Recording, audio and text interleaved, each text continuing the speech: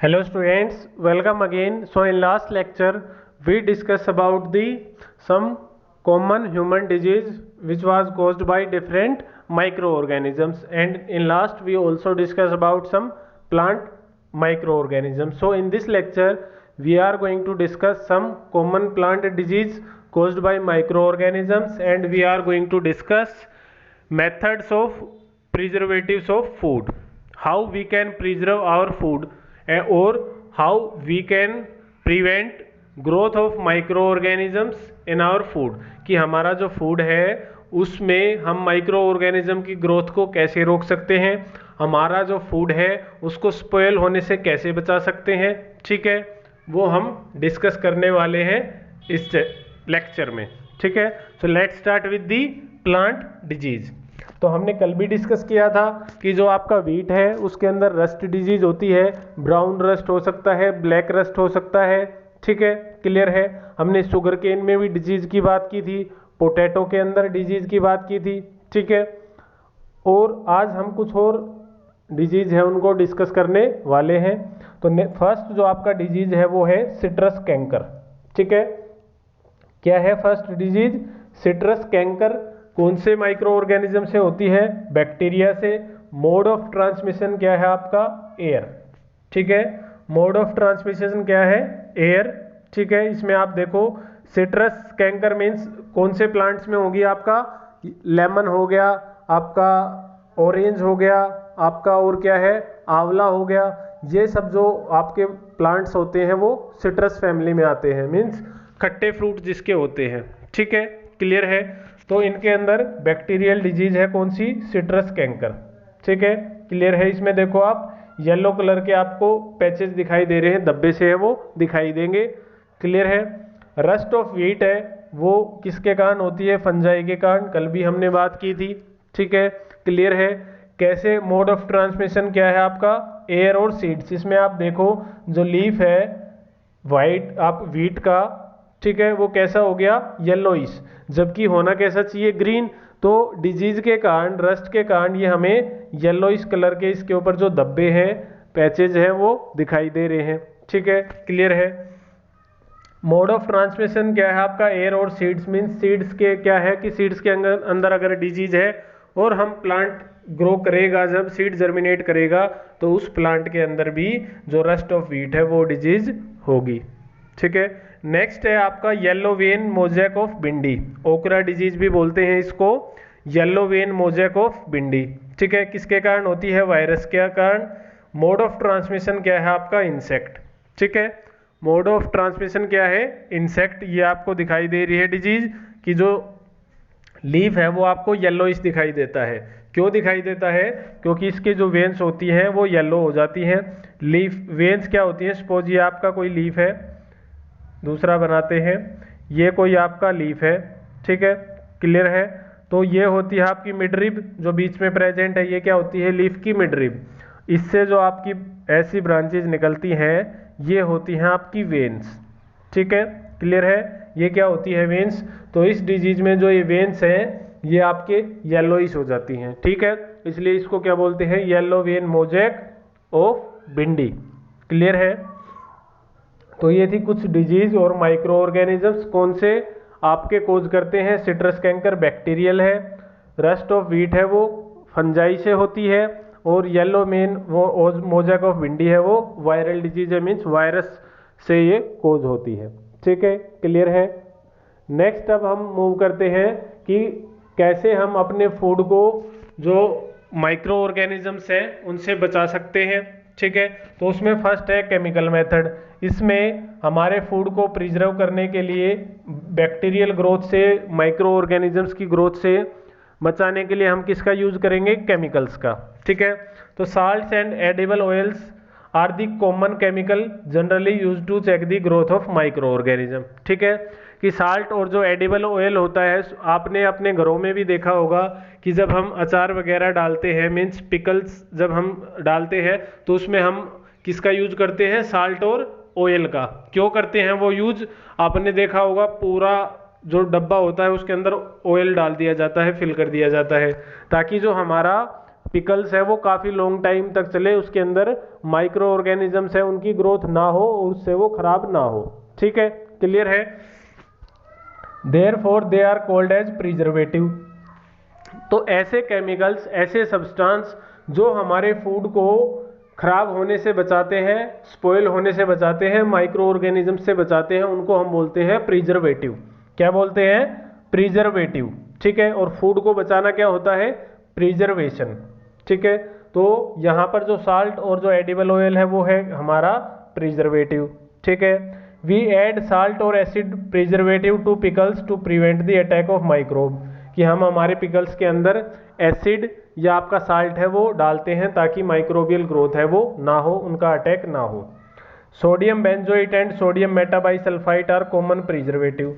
जो sodium benzoate है या सोडियम मेटाबाइसल्फाइट है ये कॉमन प्रिजर्वेटिव है जिनको फूड को स्पॉइल होने से रोका जाता है इनको यूज करके। These are also used in the jam squash to check their spoilage। इनको जैम, जेली, स्क्वैश इनको स्पॉइल होने से भी जो आपका sodium benzoate and sodium metabisulphite है इनका यूज जैम, स्क्वैश, जेली इनको बचाने के लिए भी किया जाता है। ठीक है, क्लियर है। नेक्स्ट प्रिजर्वेटिव पे चले तो नेक्स्ट प्रिजर्वेटिव है हमारा कॉमन साल्ट। ठीक है, क्या है? Common salt. वहां पर तो हम कौन सा यूज कर रहे थे? सोडियम बाइसल्फाइट या सोडियम बेंजोइट। ठीक है, क्लियर है। यहाँ पर अब हम बात कर रहे हैं कॉमन साल्ट की, जो हम घरों में यूज करते हैं उसको भी हम यूज कर सकते हैं किसके प्रिजर्वेशन में? मीट या फिश के प्रिजर्वेशन में हम कॉमन साल्ट है उसका यूज कर सकते हैं। हम क्या करेंगे, जो हमारा मीट है या फिश है उसके चारों तरफ ड्राई साल्ट से उसको कवर कर देंगे। मीट या फिश है उसको हम ड्राई साल्ट से कवर कर देंगे तो काफ़ी लॉन्ग टाइम तक उसके अंदर बैक्टीरियल ग्रोथ नहीं होगी, माइक्रो ऑर्गेनिज्म है उनकी ग्रोथ नहीं होगी।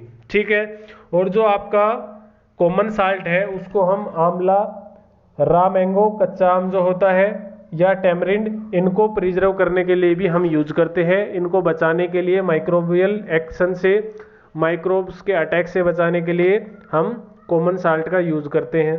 ठीक है, क्लियर है। तो कॉमन साल्ट का जो यूज है वो किस किस को प्रिजर्व करने के लिए किया जा सकता है? मीट, फिश, रा मैंगोज, टेमरिंड और आंवला। क्लियर है। नेक्स्ट है आपका प्रिजर्वेशन बाय ऑयल और विनेगर। तो हमारा जो ऑयल है या जो विनेगर है उससे भी आपका किसको, जो आपका वेजिटेबल्स है, पिकल्स है, फ्रूट, फिश, मीट इनको प्रिजर्व किया जा सकता है।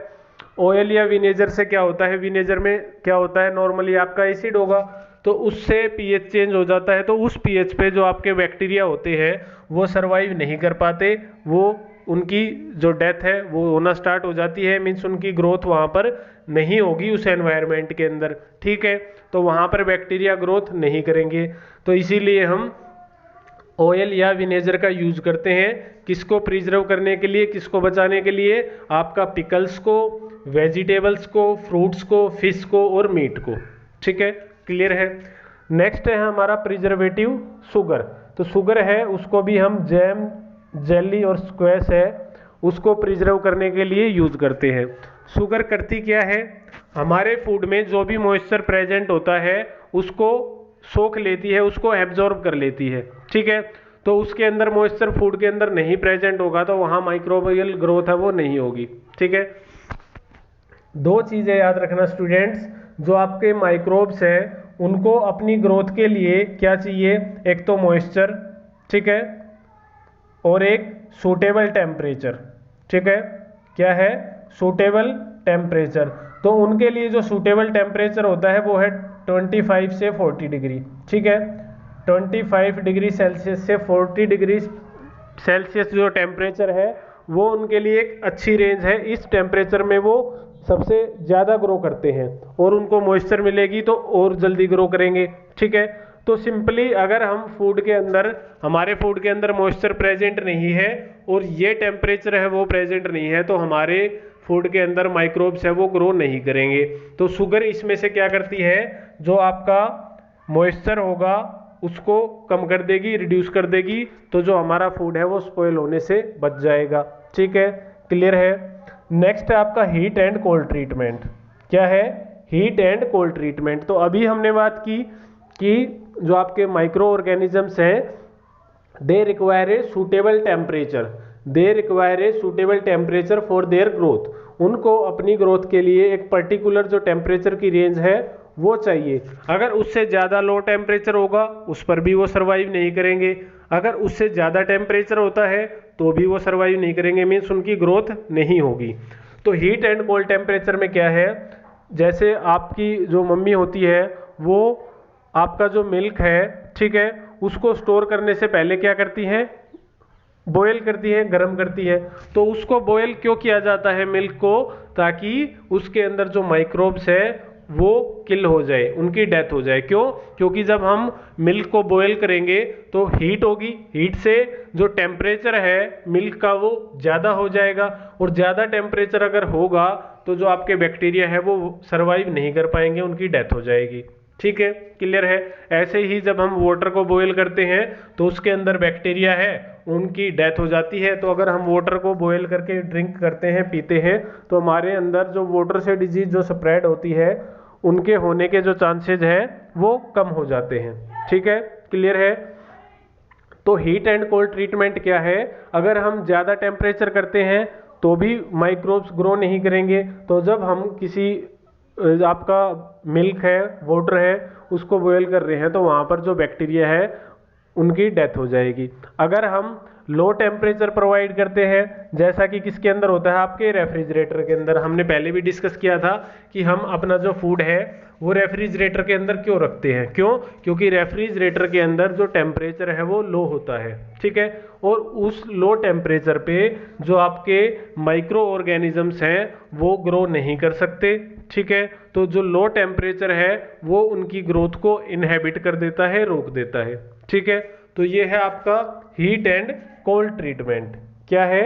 Heat and cold treatment. तो हीट एंड कोल्ड ट्रीटमेंट में वही है, अगर उस रेंज से 25 या 40 से अगर ज़्यादा टेम्परेचर गया 70 डिग्री, 60 डिग्री, 100 डिग्री, तो उस इतने टेम्परेचर भी बैक्टीरिया सर्वाइव नहीं करेंगे। और टेम्परेचर आ गया 10 डिग्री, 15 डिग्री, तो यहाँ पर भी आपके जो बैक्टीरिया है वो सर्वाइव नहीं करेंगे। तो जब हम बॉयल करते हैं मिल्क को तो टेम्परेचर बहुत ज़्यादा होता है तो सर्वाइव नहीं करेंगे बैक्टीरिया। और अगर हम रेफ्रिजरेटर में फूड को रखते हैं तो जो टेम्परेचर होगा it will be low, so there will be no growth of microorganisms. ठीक है स्टूडेंट्स, ये है आपका heat and cold treatment. In next class we will discuss the Louis Pasteur and pasteurisation. Pasteurisation क्या है? एक बहुत ही इंपॉर्टेंट जो प्रोसेस है वो है आपका पास्चराइजेशन। ठीक है, प्रिजर्वेशन में आपका और माइक्रो ऑर्गेनिजम्स की ग्रोथ में पास्चराइजेशन इंपॉर्टेंट रोल प्ले करती है।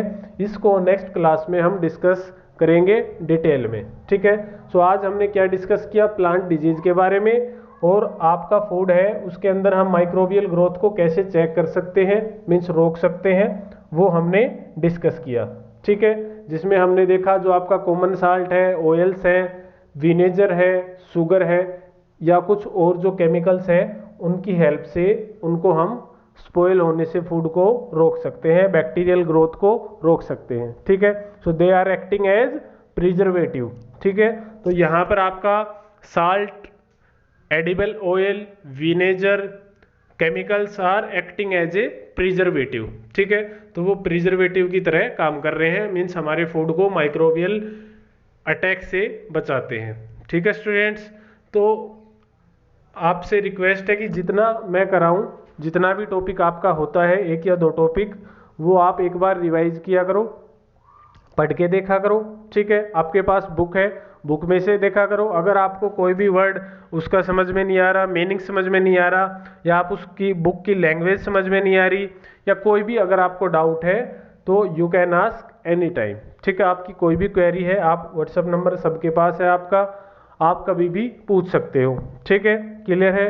And there is a test for the chapter crop production and management. ठीक है, आपका जो चैप्टर नंबर 1 है क्रॉप प्रोडक्शन एंड मैनेजमेंट, उसका आपको मंडे को टेस्ट है। ठीक है, कब है टेस्ट? मंडे को। ठीक है, क्लियर है। डेट क्या है मंडे को? 25 मई। ठीक है, क्या है? 25 मई को 5 PM। क्लियर है, कोई डाउट नहीं। और जैसे पिछली बार हुआ था ऑब्जेक्टिव MCQ टाइप, वैसे ही टेस्ट होगा। तो टेस्ट की डेट क्या है, 25 में मंडे 5 बजे होगा इवनिंग में। ठीक है स्टूडेंट्स, तो तैयारी करिए। मेथड जो है आपको कैसे टेस्ट होगा वो अब सबको आपको पता है, आपने अटेम्प्ट भी किया था, वैसे ही होगा सेम। आपको टेस्ट कोड मिलेगा और आपको टेस्ट है वो अटेम्प्ट करना है। ठीक है students, all the best, thank you for listening me, take care, bye bye.